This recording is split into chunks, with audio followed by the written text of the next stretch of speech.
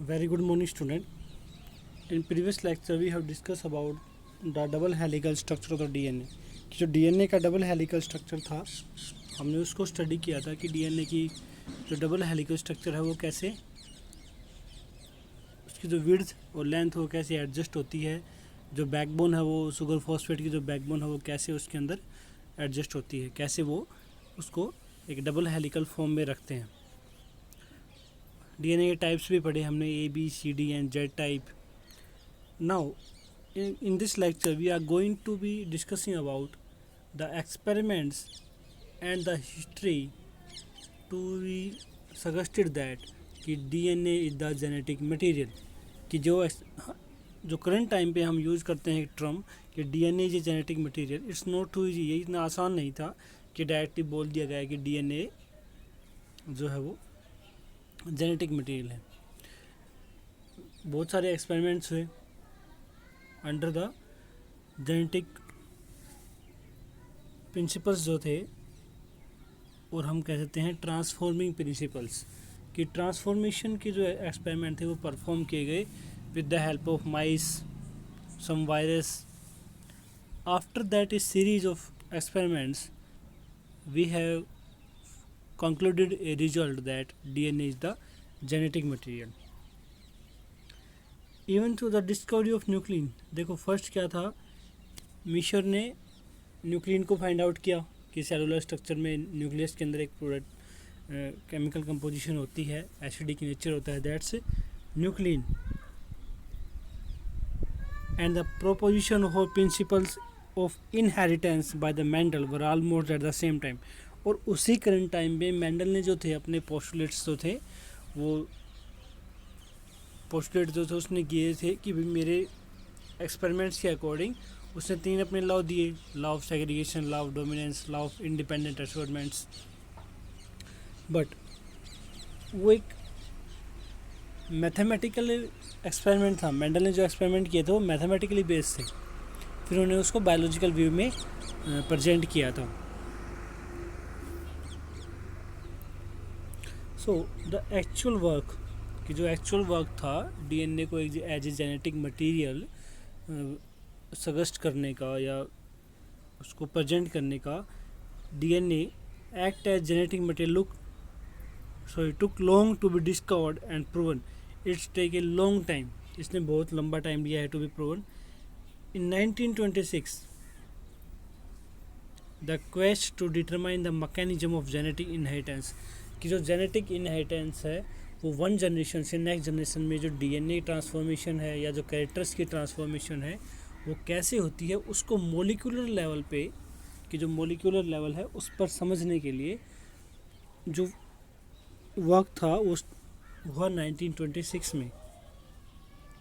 जितनी भी previous discovery, जो पहले डिस्कवरी होती by George Mendel, Walter Sutton ने, Thomas Hunt Morgan and numerous other scientist had narrowed to search to the chromosomes located in the nucleus of the most cells।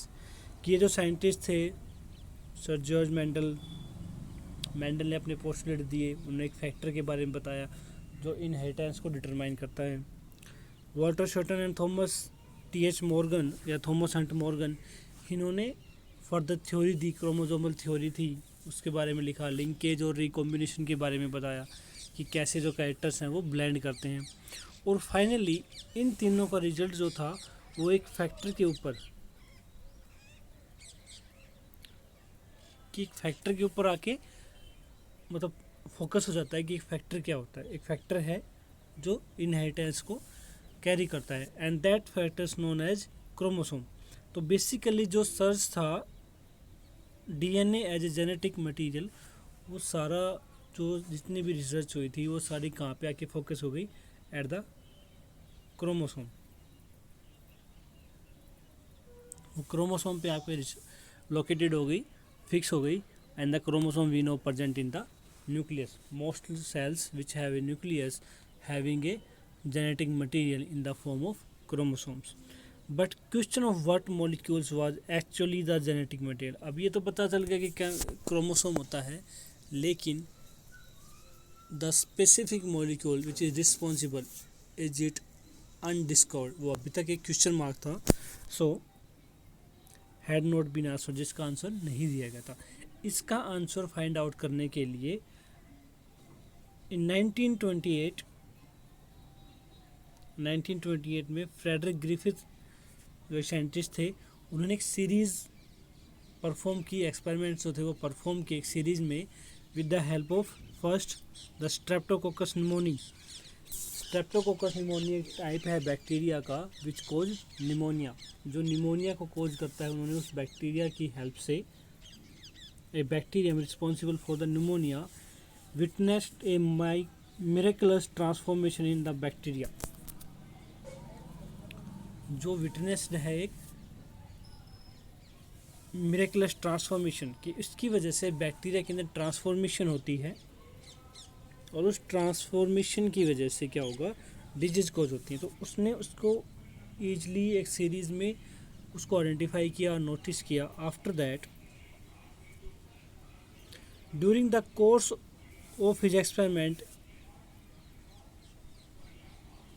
A living organism, कि उन्होंने अपने experiment में क्या किया कि एक living organism जो बैक्टीरिया था उसको चेंज कर दिया इन फिजिकल फॉर्म। उन्होंने एक फिजिकल फॉर्म में उसको चेंज किया। फिजिकली फॉर्म में कन्वर्ट करने का मतलब है उन्होंने उसको एक in vitro condition, laboratory condition के ऊपर उसको कल्चर किया, उसको ग्रो कराया। ग्रो कराने के लिए फर्स्ट क्या किया उन्होंने, when Streptococcus pneumoniae the pneumococcus bacteria grown on a culture plate. Culture plate क्या होता है, बेसिकली एक प्लेट लाइक स्ट्रक्चर होता है, उसके अंदर हम मीडियम रखते हैं। मीडियम जो होता है वो न्यूट्रिएंट्स होते हैं, उन न्यूट्रिएंट्स के ऊपर बैक्टीरिया को ग्रो कराया जाएगा। जितना अच्छा न्यूट्रिशन होगा, जितने टाइम के लिए मिलेगा, बैक्टीरिया उतने ही रैपिडली ग्रो करेंगे और रैपिडली ग्रो करने के बाद हम उनको ईजिली आइडेंटिफाई कर सकते हैं, यूज़ कर सकते हैं for the laboratory purpose, for the genetic experiments, for the biological experiments. ये डिफरेंट बायोलॉजिकल एक्सपेरिमेंट्स के लिए हम उसको यूज कर सकते हैं। तो उन्होंने क्या किया, पहले उसको कल्चर प्लेट के ऊपर ग्रो कराया। अब यहाँ पे थोड़ा सा माइनर ट्रांसफॉर्मेशन हो गई, यानी चेंज हो गया। ट्रांसफॉर्मेशन मैंने आपने +1 में बैक्टीरिया के अंदर पढ़ा होगा रिप्रोडक्शन के टाइम कि transformation F positive and F1 factor होते हैं। ये फैक्टर होते हैं बैक्टीरिया के अंदर। F पॉजिटिव से F1 के जो F नेगेटिव है उसके अंदर DNA का कुछ पार्ट है वो ट्रांसफॉर्म हो जाता है, उसको बोलते हैं ट्रांसफॉर्मिंग। तो ट्रांसफॉर्मिंग में क्या हुआ, सम प्रोड्यूस शाइनी कॉलोनी स्मूथ, कि कुछ के अंदर क्या हुए H type, S for smooth, और कुछ के अंदर है R टाइप। दो टाइप के स्टेन आए हमारे पास, दो टाइप के बैक्टीरिया ग्रो हुए। कुछ is smooth shiny colony and while others are produce rough colony. और इस स्मूथनेस की वजह क्या है, वजह ये होती है कि this is because the S strain bacteria, की जो एस स्ट्रेन बैक्टीरिया थे which having a mucus membrane, या म्यूकस की लेयर प्रेजेंट होती है, दैट इज बेसिकली क्या है, पॉलीसैकेराइड।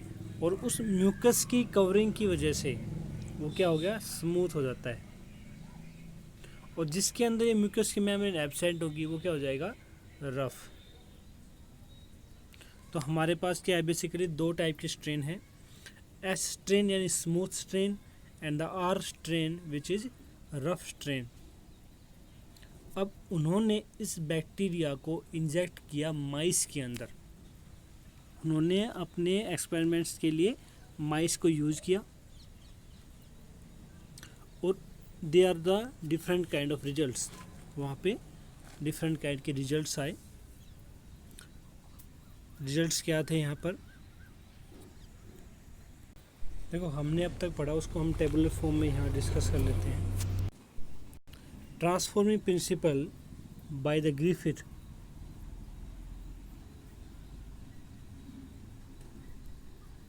ग्रिफिथ ने जो ट्रांसफॉर्मिंग प्रिंसिपल या जो एक्सपेरिमेंट किया उसमें बेसिकली क्या थे कि एक्सपेरिमेंट का जो डायग्नोस्टिक व्यू है उससे पहले हम थोड़ा डिस्कस कर लेते हैं कि उसके एक्सपेरिमेंट में बेसिक कंपोनेंट्स क्या थे।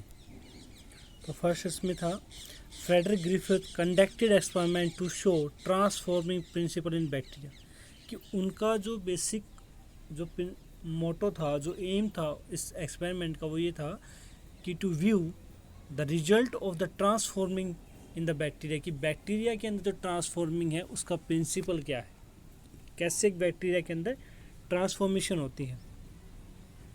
उन्होंने दो चीज़ें ली, उन्होंने दो यहाँ पे सब्जेक्ट यूज किए। फर्स्ट था माइस and the next one pneumonia bacteria, that is Streptococcus pneumoniae.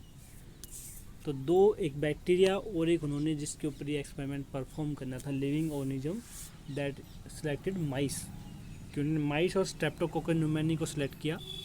Bacteria के अंदर दो स्ट्रेन है, मैंने अभी आपको बताया था। फर्स्ट है स्मूथ स्ट्रेन, जिसके ऊपर म्यूकस की कोटिंग है। म्यूकस की कोटिंग होने की वजह से क्या हो गया, स्मूथ। जो वायरुलेंट, वायरुलेंट का मतलब है विच कोजिज डिजीज, जो निमोनिया को कोज करेगा। सेकंड है नॉन वायरुलेंट, यानी जो रफ स्ट्रेन है वो कैसा है, नॉन वायरुलेंट। अब नॉन वायरुलेंट का मतलब है which can not causes disease, जो डिजीज को कोज नहीं करेगा। देखो जो एस्ट्रेन होता है वो अपने बाहर एक कैप्सूल की फॉर्मेशन करेगा। बैक्टीरियल स्ट्रक्चर के बाहर एक आउटर कवरिंग होती है, दैट्स नोन एज कैप्सूल, जो उसको बाहर के अनवांटेड या अनफेवरेबल एनवायरनमेंट से सेफ रखती है। तो जहाँ पे एस्ट्रेन होगा वहाँ कैप्सूल फॉर्मेशन होगी एंड इट कोज पैथोजेनिक। और ये कैसा होगा, pathogenic means it's causes disease, या डिजीज को कोज करेगा।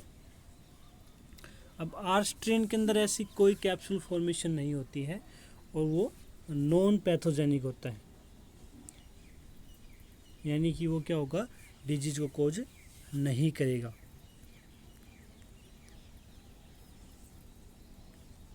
अब एक्सपेरिमेंट में जो डिजीज परफॉर्मेशन थी वो कैसे हुई, कैसे उसने इसको परफॉर्म किया। ही टे 4 एक्सपेरिमेंट, उन्होंने 4 एक्सपेरिमेंट किए। फर्स्ट उन्होंने लिया रफ स्ट्रेन। अब रफ कैसा है, नॉन वायरुलेंट। देखो यहाँ इसमें सिंपल स्ट्रक्चर है, बाहर कोई आउटर कवरिंग नहीं है बैक्टीरिया के अंदर। उन्होंने इसको इंजेक्ट किया माइस के अंदर, और माइस के अंदर इंजेक्ट करने के बाद हम ये कह रहे हैं कि रफ स्ट्रेन के पास कैप्सूल फॉर्मेशन नहीं है, सो इसलिए उसके अंदर क्या होगा, वो नॉन वायरुलेंट है। नॉन वायरुलेंट है मतलब डिजीज कोज नहीं करेगा। और अगर डिजीज है ही नहीं, डिजीज कोज हुई नहीं, तो माइस विल बी लाइव, ये जिंदा रहेगा। नेक्स्ट जो सेकंड केस है उसमें उसने स्मूथ स्ट्रेन को लिया।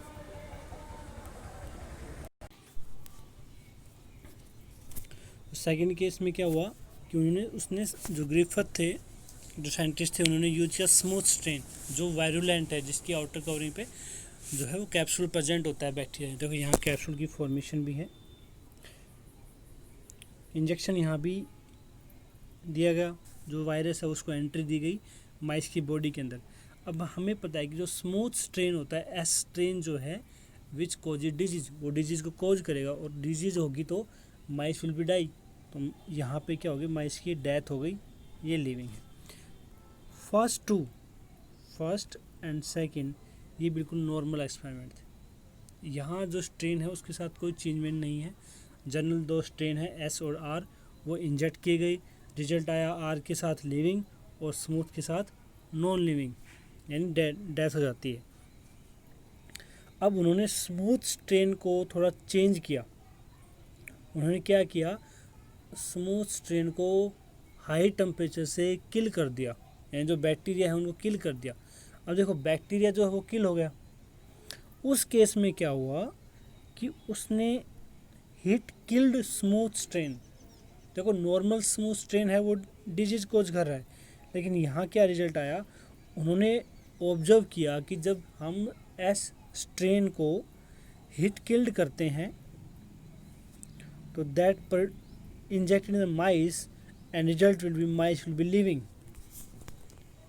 That's the basic changement that is observed by the Griffith, that with the smooth strain the mice will be die, but if he killed the smooth strain with the heat killed, the mice will be living. यहाँ पे जो S strain है उसकी death हो गई by high temperature, तो वहाँ पे वो फंक्शन को अफेक्ट जो सब्जेक्ट है माइस उसको अफेक्ट नहीं कर रहा है। लेकिन जो फोर्थ एक्सपेरिमेंट है, थर्ड वन हो गया, फोर्थ वन के अंदर क्या हुआ कि रफ स्ट्रेन, देखो रफ हमें पता है कि वो डिजीज कोज नहीं करेगा, plus heat killed smooth strain, यानी दोनों बेसिकली किसके लिए हैं, लिविंग कंडीशन के लिए हैं, क्योंकि स्मूथ जो है वो डिजीज कोज करता है, डेथ हो जाती है। लेकिन जो दो कंडीशन है, first rough and this one heat killed smooth strain, दोनों केस में क्या होता है, माइस विल बी लिविंग, कि माइस जो है वो लिविंग है। सो उन्होंने इन दोनों को मिक्स करने के बाद उन्होंने जस्ट आइडिया कि भाई इसमें लिविंग रहेगा, but he observed A miracles change in the mice condition, कि माइस की जो कंडीशन है उसमें एक सडन चेंज आया, that will be not be assume, जो पहले अज्यूम नहीं था, इमेजिन नहीं किया गया था। वो क्या हुआ कि जैसे ही दोनों बेसिकली जो स्ट्रक्चर है वो तो लिविंग के लिए था, लेकिन माइस विल बी डाई, कि माइस की डेथ हो जाती है। अब यहाँ ग्रिफिथ ने एक्सपेरिमेंट तो परफॉर्म कर लिया, कि एक्सपेरिमेंट में उन्होंने 4 स्ट्रेन लिए, 4 का रिजल्ट आया, 2 में लिविंग है, 2 में नॉन लिविंग है। नॉन लिविंग जो कंडीशन है वो है जब दोनों को मिक्स कर देता है, rough strain plus heat killed smooth strain, and the smooth strain condition will be harmful for the माइस, वो दोनों हार्मफुल है। लेकिन यहाँ एक जो डिफ़िकल्टी थी वो ये आई कि दोनों को मिक्स करने के बाद भी माइस की डेथ हो रही है, और जब दोनों अलग अलग परफॉर्म करे एक्सपेरिमेंट तो वहाँ माइस लिविंग कंडीशन में है। तो that's the basic problem. And what he observe, उसने क्या ऑब्जर्व किया,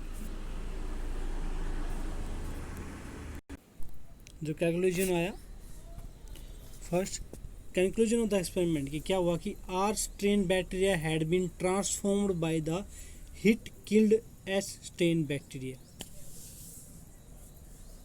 यहाँ पहला कंडीशन, या तो जो आर स्ट्रेन था उसको हीट किल्ड स्मूथ स्ट्रेन ने ट्रांसफॉर्म कर दिया, चेंज कर दिया उसका जेनेटिक मटेरियल, और उसको कन्वर्ट कर दिया एस स्ट्रेन के अंदर, क्योंकि रफ स्ट्रेन जो है वो तो डिजीज कोज करता ही नहीं है, ठीक है ना। तो वहाँ जो रफ स्ट्रेन था उसको चेंज कर दिया, जो हीट किल्ड स्मूथ स्ट्रेन था उसने चेंज कर दिया स्मूथ के अंदर, और स्मूथ में होते क्या होगा, डेथ हो जाएगी। या फिर क्या हुआ कि the transformation of R strain to smooth strain, ये इसमें बदल तो गया फर्स्ट वाले पोस्ट कंक्लूजन के अकॉर्डिंग, लेकिन क्यों हुआ, due to transfer of the genetic material, कि क्या हुआ कि रफ का जो जेनेटिक मटेरियल है वो ट्रांसफॉर्म हो गया एस में, और एस क्या करेगा, डेथ कोज करेगा। ये उसका कैलकुलेशन था। The biochemical nature of the genetic material was not defined from this experiment.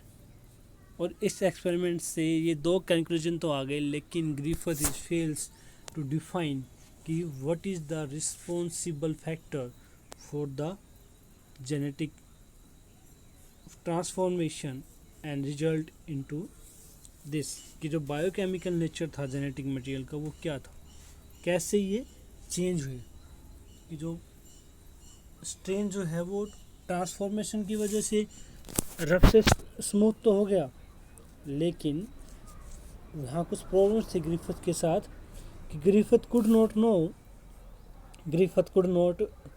No that role of mice, कि इसमें माइस का क्या रोल था, कि यार ट्रांसफॉर्मेशन जो हुई आर से एस के अंदर या रफ से स्मूथ के अंदर, उसमें माइस का क्या रोल है।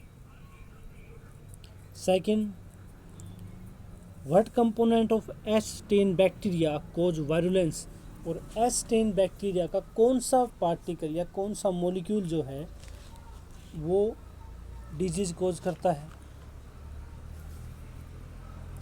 सो ना तो इसमें माइस का रोल परफॉर्म हुआ, सिर्फ ये एक्सपेरिमेंट आया कि हाँ इसके अंदर कुछ होता है स्ट्रेन के अंदर, जो एक जनरेशन से नेक्स्ट जनरेशन में ट्रांसफॉर्म हो रहा है, और उसका इफेक्ट जो है वो माइस के ऊपर शो होता है। यहाँ भी वही चारों कंडीशन दी हुई हैं कि एस के साथ माइस डाई हो जाता है, आर के साथ माइस लिविंग है, हीट किल होने के माइस लिविंग होता है, लेकिन इस कंडीशन में फिर से दोनों को मिक्स करेंगे तो डाई हो जाएगा। नेक्स्ट, इससे सिर्फ यही हुआ कि ट्रांसफॉर्मेशन होती है डीएनए के अंदर, सॉरी जो स्ट्रेन बैक्टीरिया है उसके अंदर ट्रांसफॉर्मेशन होती है, लेकिन यहाँ पर बैक्टीरिया का role into the mice or what component responsible for the changement or transformation is not identified, यहाँ कुछ आइडेंटिफाई नहीं हुआ। Further after some years in 1944 कि 1944 के अंदर क्या हुआ, the work of Oswald every,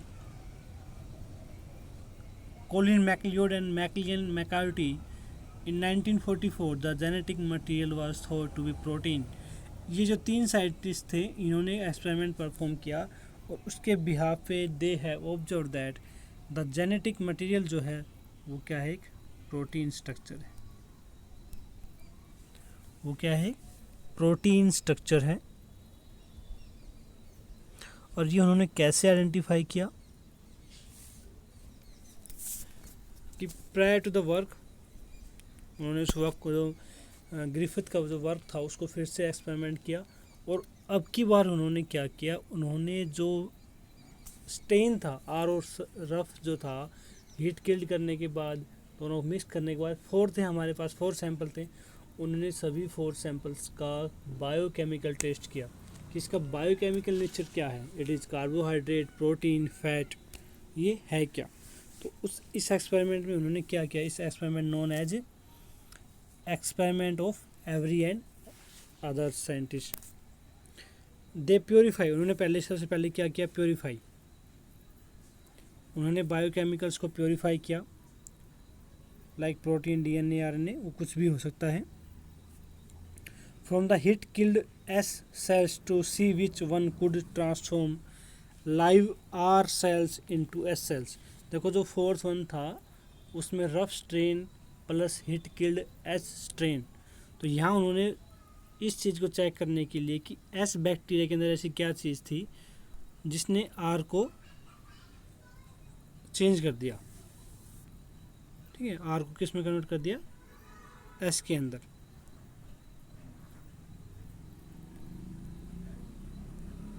कि जो आर है वो चेंज हो गया एस के अंदर, और एस क्या था, हीट किल्ड, लेकिन फिर भी जो रफ है वो उसने डिजीज कोज की, वो इसलिए की क्योंकि कुछ चेंजमेंट जो थे एस है वो वर्क कर रहा था आर की तरह। तो यहाँ क्या हुआ, they also discovered that protein digestive enzymes, उन्होंने अलग तरह के एंजाइम्स लिए और 4 सैंपल जो है वो सेलेक्ट किए। जैसे प्रोटीन के लिए प्रोटीएजेस, डीएनए के लिए डीएनएज, आरएनएज, कार्बोहाइड्रेट्स के लिए एंजाइम्स, फैट है तो लाइपेज, ये एंजाइम्स उन्होंने सेलेक्ट किए। उन्होंने फर्स्ट देखा कि protein digesting enzymes, proteases and RNA digesting enzymes, RNase did not affect transformation की, इन एंजाइम्स का ट्रांसफॉर्मेशन के ऊपर कोई अफेक्ट नहीं हो रहा है। अब इनके ऊपर कोई इफेक्ट नहीं हुआ, इसका मतलब ना तो उसके अंदर प्रोटीन है और ना ही RNA. Next, digestion with DNase, यानी जो डीएनए के लिए यूज हुआ है, DNase did inhibit the transformation, कि वो ट्रांसफॉर्मेशन को इनहिबिट कर रहा है यानी स्टॉप कर सकता है। Suggestion that DNA cause the transformation, तो इस बिहाफ पे उन्होंने आइडिया लगाया कि डीएनए इज द रीजन और the factor which is responsible for the transformation. So DNA is may be the genetic material और the hereditary material, but not all biologist were convinced और on that time. ये जो उन्होंने जो postulate दिया, जो theory दी, वो एक्सेप्टेबल नहीं थी, वो एक्सेप्ट नहीं की गई।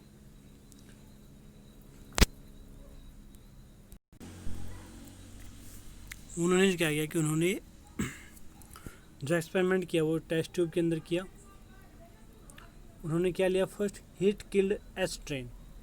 अब देखो हीट किल्ड है वो लिविंग रखेगा, प्रोटेजेज एंजाइम जो प्रोटीन्स को डाइजेस्ट करने के लिए यूज होता है, प्लस लाइव आर स्ट्रेन जो रफ स्ट्रेन। देखो ये जो कंपोजिशन है ये ऑलरेडी ग्रिफिथ के एक्सपेरिमेंट में यूज हो चुकी है। एवरी ने सिर्फ एंड अनदर साइंटिस्ट ने सिर्फ यही किया कि उन्होंने इसको प्योरीफाई करके एंजाइम के साथ ट्रीट किया प्रोटीजेज, लेकिन वहाँ भी क्या हुआ, transforms R strain to S, जो रफ था वो एस के अंदर चेंज हो गया, और आर जैसे ही एस के अंदर चेंज होगा माइस विल बी डाई, यहाँ डेथ हो जाएगी। I am using cross single for death.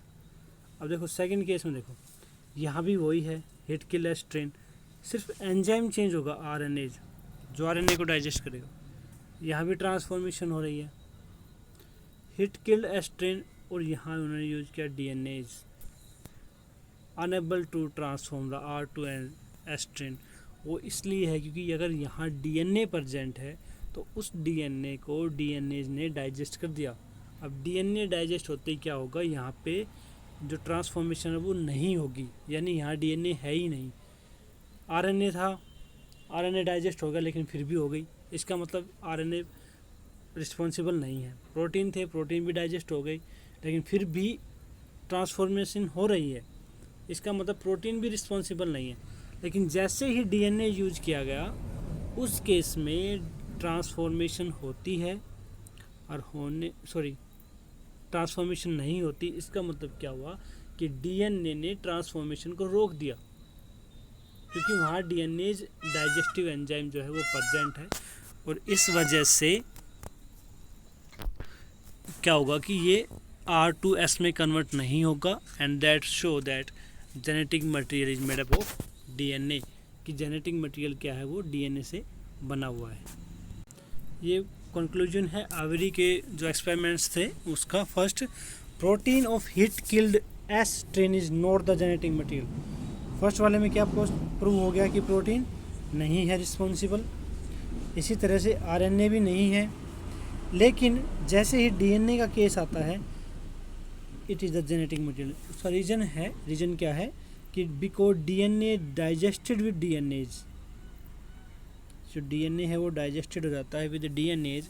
सो अब देखो आर स्ट्रेन के पास डीएनए तो है ही नहीं, तो इसमें कन्वर्ट नहीं होगा। नहीं होने की वजह से क्या हुआ कि डीएनए इज रिस्पॉन्सिबल, बट यहाँ एक मिस एडवांटेजेस या हम कह सकते हैं कि रॉन्ग पाथवे ये था कि ऑल आर नॉट कन्विंस, कि यहाँ जितने भी साइंटिस्ट थे अदर्स जो इस बारे में रिसर्च कर रहे थे उन्होंने आवेरी के एक्सपेरिमेंट को नहीं माना, but all biologist are not convince, वो कन्विंस नहीं हुए।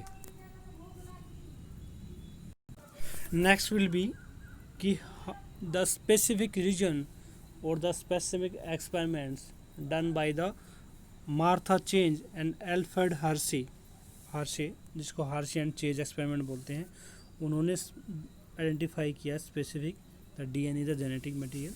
उसको हम नेक्स्ट लेक्चर में डिस्कस करेंगे। That's all for today, thank you.